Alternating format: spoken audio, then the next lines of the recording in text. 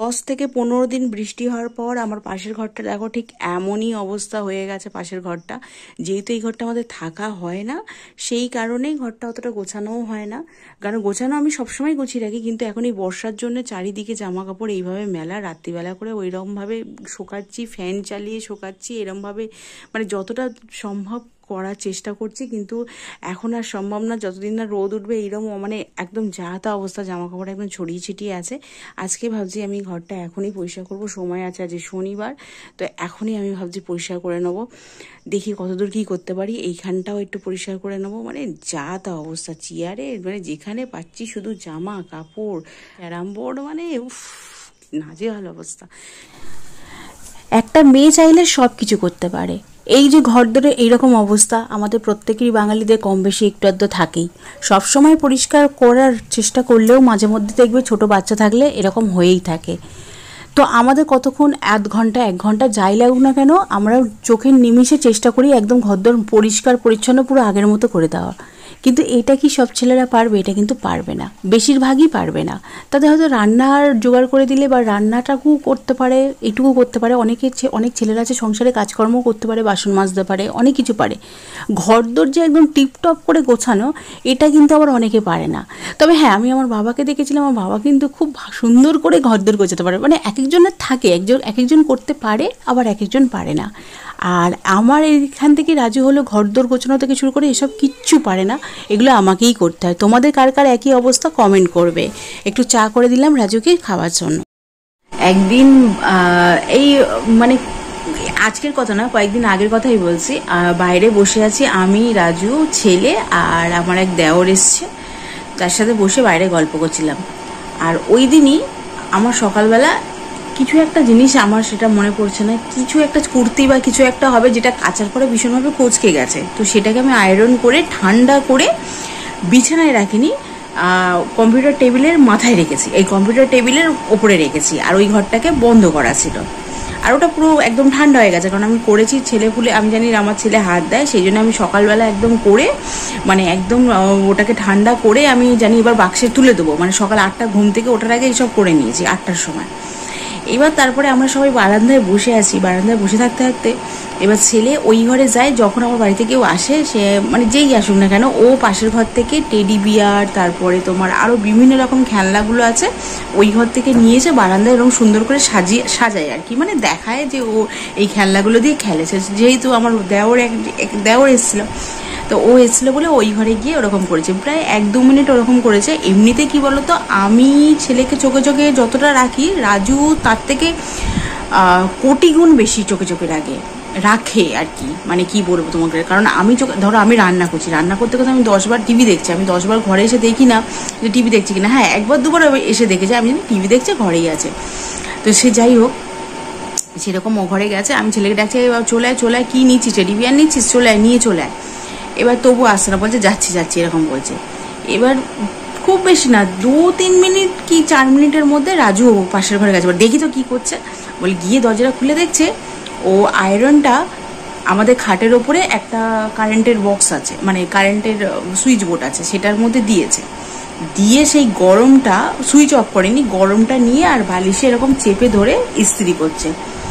মানে রাজু যদি আর মানে একটুখানি পরে যেত, 1 সেকেন্ডও পরে যেত, তাহলে ওর পা বা হাতে যেখানে ছ্যাঁকা লেগে যেত। কারণ ওটা আমরা যেরকম সুইচ অটো, আমাদের এটা আয়রনটা মানে ইস্ত্রিটা কি বলতো, 3 সেকেন্ড 4 সেকেন্ড কি 5 সেকেন্ডের মধ্যে ওটা অটোমেটিক সুইচটা অফ হয়ে যায়। কিন্তু আমরা কখনো কারেন্টে দিয়ে ইস্ত্রি করি না, ওটা অটোমেটিক অটোগার্ড হয়ে গেলে তারপরে আমি ইস্ত্রি করি, আমার খুব ভয় লাগে এটা দেখলে। তো সে যাই হোক, ছেলে কি করেছে, কারেন্টের এরকম ওরকম ধরো একটা বোর্ড আছে ওই ঘরে, খাটে ওখানেও ওরকম বোর্ড আছে, বোর্ডের মধ্যে দিয়ে আর এটা এরকম চেপে আর বসেছিল, মানে এটার মধ্যে চেপে আর এরকম করে ইস্ত্রি করছে। মানে সেই দিনটা তোমাদেরকে কি বলবো, মানে ভগবান যে আছে তার সব থেকে বড় প্রমাণ হচ্ছে যে ভগবান মানে ওই মানে 1 সেকেন্ড দেরি হলে পায়ে ছ্যাঁকা লেগে, পাটাই হয়তো ছ্যাঁকা লেগে পুড়ে যেত। এই যে জায়গাটা হচ্ছে, এটা হয়তো পায়ের এখানেই হতো, মানে এই জায়গাটা লাগার সম্ভাবনা বেশি। রাজু বলছে আর কোনোদিন, তো আমাকে বলেছে কোনোদিন তুমি ইস্ত্রি করলে ওইখানে, আমি সত্যি কথা বলতে গেলে না, আমি ওরকম ও ঘুম থেকে ওঠার আগে করে নিয়েছি, ঠান্ডা করে রেখেছি। আমি কি করে জানবো যে ও কারেন্টের বোর্ডে দেবে, যেটা কোনোদিন করেনি সেটা সেই দিনই করেছে। বাচ্চা কাচ্চা যাদের বাড়িতে আছে, সত্যি কথা বলতে গেলে না, চোখের যদি এক নিমিষ এদিক ওদিক হয়, অনেক বড় ক্ষতি হয়ে যেতে পারে। এটা একদম একদম সত্যি কথা। আমার রাজু যেহেতু বাড়িতেই সমস্ত কাজ, অনলাইনে ওর কাজ, ও বাড়িতে থাকে বলে আমি না, সত্যি কথা আমি নিশ্চিন্তি যে অন্তত দেখছে। আমি রান্না বান্না, কাঁচা কুচি, রান্নাঘর পরিষ্কার, এটা সেটা সারাদিন তো কাজের মধ্যে থাকি।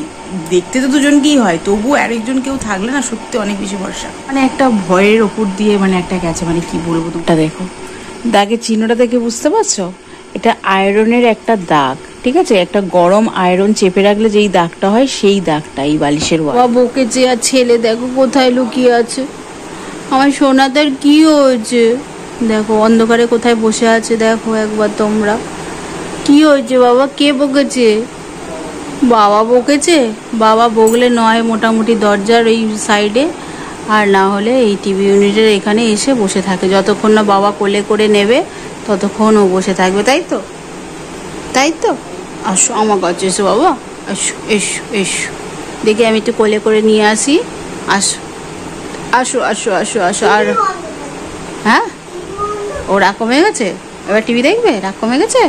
তা নাও দেখো, টিভি দেখো, দেখো দেখো দেখো, রাগ কমে গেছে দেখো তোমরা, ব্যাস হয়ে গেছে। আচ্ছা আচ্ছা আচ্ছা, ঠিক আছে, এসো এসো, ওই হয়ে গেছে।